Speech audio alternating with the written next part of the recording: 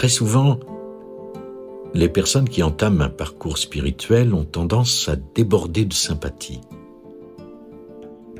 C'est la première répercussion de ce travail et personne n'est épargné.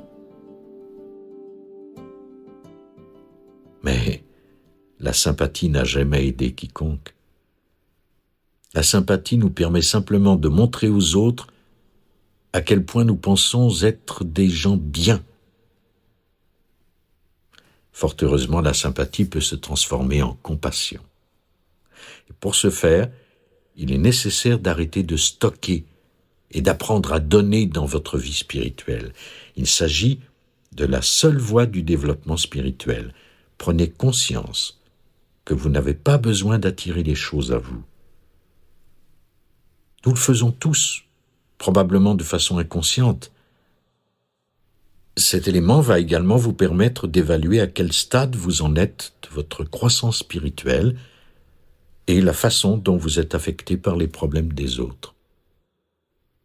Si vous entreprenez un parcours spirituel, vous allez dans un premier temps apprendre à passer de la sympathie à la compassion, puis à la guérison. Vous serez attiré très fortement par ce qui affecte les gens, et dans ces moments-là, vous penserez « c'est terrible, il faut que j'aide cette personne ». Vous commencerez à prendre conscience des besoins des autres, mais vous devrez vraiment prendre soin de vous. Veillez à ne pas absorber toutes les souffrances des autres. Êtes-vous guérisseur ? Combien d'entre vous ont-ils souffert de maladies de leurs patients ? En tant que guérisseur, vous est-il arrivé de vous retrouver à porter la situation de vos patients ? Oui. Vous savez de quoi je parle. C'est ainsi que je me suis retrouvé à l'hôpital. Une fois avec une angine purulente, maladie que je n'avais jamais eue, et une autre fois avec de l'arthrite au genou, dont je n'avais jamais souffert auparavant.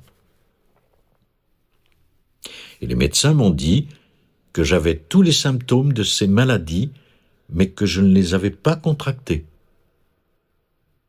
Je me suis rendu compte alors que j'avais soigné cette femme qui avait une angine, ainsi que mon père qui souffrait terriblement de son arthrite.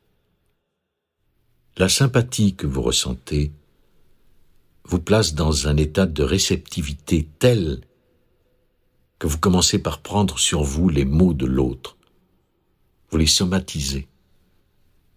Vous devenez comme une éponge face aux douleurs et aux souffrances des autres. Vous les absorbez. Mais cela n'aide pas véritablement la personne venue consulter. Car vous vous sentez tellement concerné par les souffrances de cette personne que ces souffrances commencent à se manifester en vous. Il est indispensable d'apprendre à s'ouvrir, à faire son travail, mais aussi à se fermer. Il est juste d'éprouver de la sympathie et de la compassion le temps de cette ouverture à l'autre, mais il n'est pas juste de prendre sur vous ses peines et ses souffrances. Ne repartez pas avec.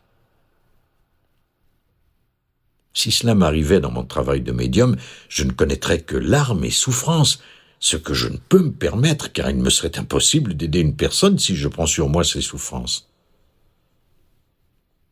Et là encore, c'est de compassion qu'il s'agit. Parfois, les personnes confrontées à la perte d'un être cher ont besoin d'entendre des paroles de réconfort. Parfois, elles ont besoin qu'on les prenne dans les bras. Parfois, elles ont simplement besoin d'une présence. Fiez-vous à votre conscience pour savoir ce que vous allez faire pour telle ou telle personne. Fiez-vous à votre intuition qui elle-même se fonde sur la confiance que vous aurez acquise au fil du temps.